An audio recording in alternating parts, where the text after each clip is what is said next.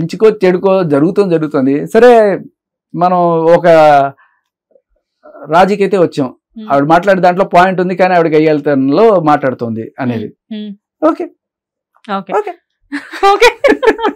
And మీరు అన్నట్లుగా అంటే ఇప్పుడు బిగ్ బాస్ లో అంత సపోర్ట్ చేస్తే గానీ అరే ఇక్కడ ఏదో జరుగుతుంది రా, ఇక్కడ ఏదో జరుగుతుంది అని చెప్పి కెమెరా ఫోకస్ అవదేమో.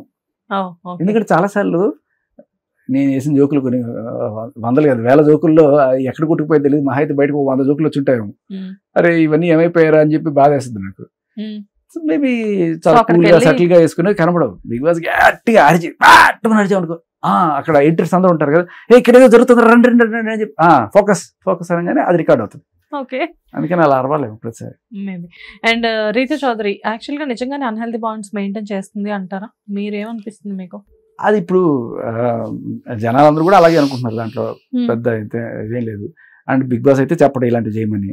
సో వీళ్ళంతటికి వీళ్ళే అలా అనుకున్న దాంట్లో ఆవిడే అగ్రెసివ్ గా అవును నా ఇష్టం నేను చేసుకుంటానని పోతుంది. జనాల్లో నెగిటివిటీ ఉంది నాకు తెలిసి. కానీ ఇక్కడ అబ్బాయి ఎవరైతే ఉన్నాడో డీమన్ పవన్, ఆయన ఆ ఎఫెక్ట్ అతని మీద కూడా పడుతుంది. సో వీలైనా తొందరగా మేల్కొని దాని నుంచి బయటకు వెళ్తే అతను సేఫ్ అవుతాడు, లేకపోతే దీంట్లో కొట్టుకుపోతాడు. మొన్న నాగార్జున గారు అడిగినప్పుడు కూడా ఎవ్వరూ ఆయనకి సపోర్ట్ చేయలేదు. ఆడియన్స్ లో 100% వ్యతిరేకత వచ్చింది.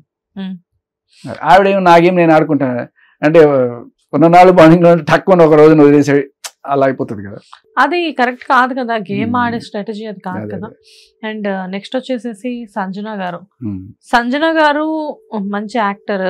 సో మధ్యలో ఏవో అలిగేషన్స్ వచ్చినా కానీ షీ ప్రూవ్డ్ నేను ఇది కాదు అని. కానీ ఆవిడ కూడా ఇన్మెచ్యూర్డ్ గా ఎందుకు బిహేవ్ చేస్తుంది? బికాస్ మొన్న డస్ట్బిన్ ఇష్యూనే చూస్తే అసలు అక్కడ అంత చేయాల్సిన అవసరం లేదు. దివ్య టాస్క్ ఉంది కాబట్టి నేను రెడీ అవుతున్నాను అని చెప్పినా కానీ ఆవిడ అంతా ఇది చేసి ఇప్పుడు ఏమైంది, మొన్న నామినేషన్ దగ్గరికి వచ్చేసరికి ప్రతి ఒక్కళ్ళు కూడా ఆవిడ దగ్గర సంజన గారి గురించి వచ్చేసి నెగిటివ్ గా మాట్లాడారు. అండ్ ఎవరితో మాట్లాడి సుమన్ శెట్టి గారు సంజన గారితో అంత గట్టిగా మాట్లాడారు. ఓ రకంగా చెప్పాలంటే నోటి దురుసు అనుకోవాలా, నోటి దూలు అనుకోవాలా, అండ్ ఆవిడ చేసే బిహేవియర్ ఆవిడకే తెలియట్లేదు అనుకోవాలా. ఎరోగెన్స్ అనేది ఫస్ట్ నుంచి కనబడుతుంది.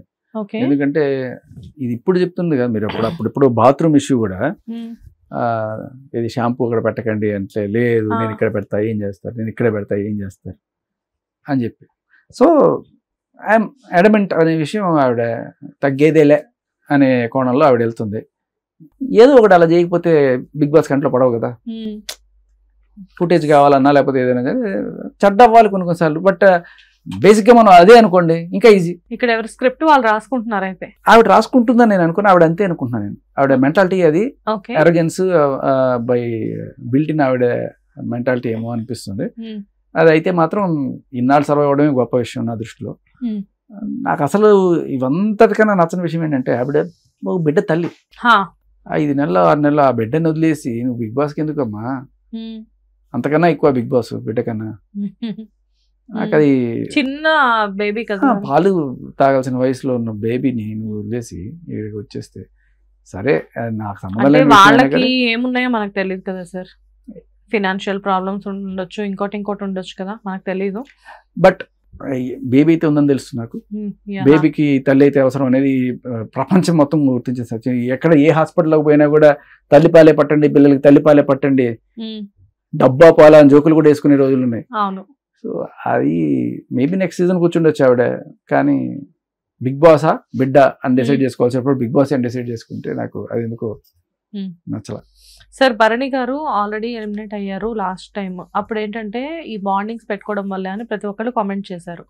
అయినప్పటికీ కూడా ఇటు కళ్యాణ్ దివ్య వీళ్ళిద్దరూ క్లోజ్ ఫ్రెండ్స్ గా ఉన్నారు. అండ్ ఇక్కడ అండ్ శ్రీజ చూస్తే ఇప్పుడు భరణి గారిని మొన్నటిదాకా నానా అని అంత ఇదైంది. ఆయన వెళ్ళిపోయిన దగ్గర నుంచి మాధురి గారిని పట్టుకొని అమ్మ అని చెప్పేసి మాట్లాడుతుంది.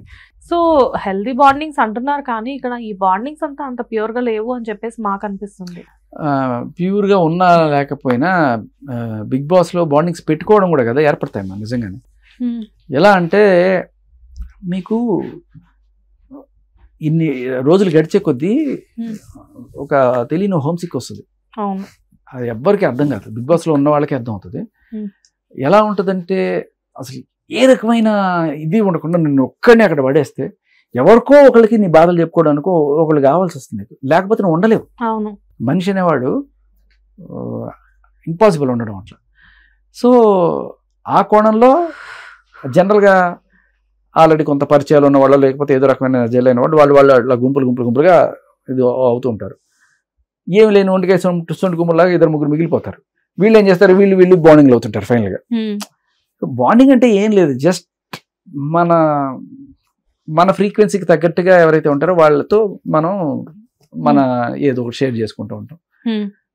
మేబీ ఇంకా గేమ్ గురించి కూడా మాట్లాడుకుంటూ ఉంటారు అనుకో. కానీ బట్ బేసికలీ ఇది లేకపోతే నిజంగానే సర్వైవ్ అవ్వలేరు బిగ్ బాస్లో. అంత మెంటల్ టఫ్నెస్ ఉన్న వాళ్ళు కూడా ఉంటారు. కానీ జనరల్గా అక్కడ ఏమవుతుందంటే 2-3 రోజులకే మీకు అది తెలిసిపోద్ది. వేరే ఏవో ఉండదు అక్కడ, అలా ఉండాలి. ఏదైనా టాస్క్ ఇస్తాలా లేకపోతే ఏం తోచకుండా అలా అయిపోయినప్పుడు అయిపోతుంది. ఇంకా మనకి కామ్గా ఒంటరితనంలో ఉండి మనకి ఇల్లు గుర్తొచ్చేస్తుంది, వెళ్ళిపోవాలనిపిస్తుంది. దాన్ని రీప్లేస్ చేసుకోవడానికి కనెక్ట్ అవుతుంది. అయితే దీంట్లో ఈ బాండింగ్ లో తర్వాత దీనివల్ల వచ్చే విషయం, బాండింగ్ లో వచ్చే విషయం ఏంటంటే న్యాయం అన్యాయం ఆలోచించడం మనిషి వీడు మనోడా కాదా అని ఆలోచించి నామినేషన్స్ చేస్తుంటారు. అయ్యో, దాని వల్ల జరుగుతున్న ప్రాబ్లం అది. చాలా మంది అవతల వాడు తప్పని తెలిసిన కూడా వాడు నేను ఫ్రెండ్స్ కాబట్టి నామినేట్ చేయను, అది కరెక్ట్ కాదు. దానివల్ల నెగిటివ్ అవుతున్నారు. అలాగనే బాండ్లో ప్రాబ్లం లేదు, నామినేషన్లోనూ లేకపోతే ఓటింగ్ చేసేటప్పుడు ఆ డిసిషన్స్లో ప్రాబ్లం తప్ప ఇంకా వేరే ఏం కాదు. ఓకే. అండ్ ఈ వీక్ ఈరోజు ప్రోమో చూసాము, భరణి గారు అండ్ దమ్ముశ్రీజ ఇద్దరు కూడా మళ్ళీ రీఎంట్రీ ఇచ్చారు. సో జనరల్గా బిగ్ బాస్ నుంచి బయటకి ఎందుకు ఎలిమినేట్ అవుతారు? మళ్ళీ reentry it is completely audience పోలా లేకపోతే ఇంకేమైనా ఉంటుందా? ఖచ్చితంగా ఆడియన్స్ పోలు. అది కాకుండా లాస్ట్ 2కి మాత్రం బిగ్ బాస్ అప్పుడప్పుడు ఛాన్స్ తీసుకుంటాడు. ఓకే, మేబీ 100 ఓట్లు 200 ఓట్లు తేడా ఉందనుకోండి ఇద్దరికి మధ్య. అప్పుడు ఏం చేస్తాడు, సరే నీది కాదు నాది కాదు, ఈ 200 ఓట్లు పెద్ద ఏదో రకంగానే పడి ఉండొచ్చు, పిఆర్ ఉన్నవాడికి గట్టిగా పడి ఉండొచ్చు, లేని వాడికి జెన్యున్ ఓట్లు పడి ఉండొచ్చు. జెన్యున్ ఓట్లు వాడు ఇంత దూరం వచ్చాడంటే అది ఇంకా గొప్ప విషయం కదా. అందుకని ఆ ఇద్దరి మధ్యలో పెద్ద ఓటింగ్ డిఫరెన్స్ గణనీయంగా లేకపోతే, ఒక 1000 కన్నా తక్కువలో ఉంటే అటువంటి టైంలో Big Boss may take a decision, ఏదో ఒక గేమ్ పెడదాము లేకపోతే హౌస్ మేట్స్తో ఎలిమినేట్ చేయడము, ఇటువంటివన్నీ అప్పుడు చేస్తాడు. చాలా జనరల్గా ఏమనుకుంటారు జనాలు, నా విషయంలో కూడా చాలా అలాగే అనుకుంటారు, మేమందరం ఓట్లు వేసాం కదా మీరు హౌస్ మేట్స్తో ఎలా ఎలిమినేట్ చేపిస్తారని బిగ్ బాస్ నా తిట్టిపోస్తారు. ఓకే, ఎప్పుడు జరుగుతుంది అలా అంటే ఇద్దరికి మధ్య డిఫరెన్స్ పెద్ద ఎక్కువ ఉండకుండా మేబీ 100 లేకపోతే 5-10 తేడా ఉన్నా కూడా కొన్నిసార్లు అరే మరీ ఇంత క్లోజ్గా ఉన్నప్పుడు ఎలా చేస్తాం, మేబీ ఈక్వల్గా వచ్చేసే సిచ్యువేషన్ కూడా ఏమైనా ఉందేమో తెలియదు. ఇటువంటి సిచ్యువేషన్లో బిగ్ బాస్ ఇలాంటి డిసిషన్ తీసుకుంటాడు. హిట్ టీవీ యాప్, ఇందులో short news, live news, entertainment shows, movies, digital magazines తో పాటు మీ జిల్లా వార్తలను కూడా ఫ్రీగా చూడొచ్చు. ఇంకెందుకు ఆలస్యం, వెంటనే హిట్ టీవీ యాప్ ని డౌన్లోడ్ చేసుకుని ఫ్రీగా ఎంటర్టైన్మెంట్ పొందండి. Hit TV app, hit TV app, please download hit TV app. Hit TV app ని ఫ్రీగా డౌన్లోడ్ చేసుకుని ఎంజాయ్ చేయండి. మీకు నచ్చిన ఎంటర్టైన్మెంట్ కోసం హిట్ టీవీ యాప్ ని ఫ్రీగా డౌన్లోడ్ చేసుకుని ఎంజాయ్ చేయండి. హిట్ టీవీ యాప్ ని డౌన్లోడ్ చేసుకుని ఆస్వాదించండి, ఆశీర్వదించండి. ఇంతమంది సెలబ్రిటీలు హిట్ టీవీ యాప్ ని డౌన్లోడ్ చేసుకోండి అని చెప్తున్నారంటే ఎంత మంచి యాప్ ఆలోచించండి. అమెరికా అమెరికా అమెరికా అమెరికాలో చదవాలనుకునే వాళ్ళకి విశ్వసనీయమైన పేరు మన శౌర్య కన్సల్టెన్సీ. UK లో 1 year masters, UK లో 1 year masters, 2 years work permit up to 5 years visa. Contact Saurya Consultancy. Contact 89851 89851.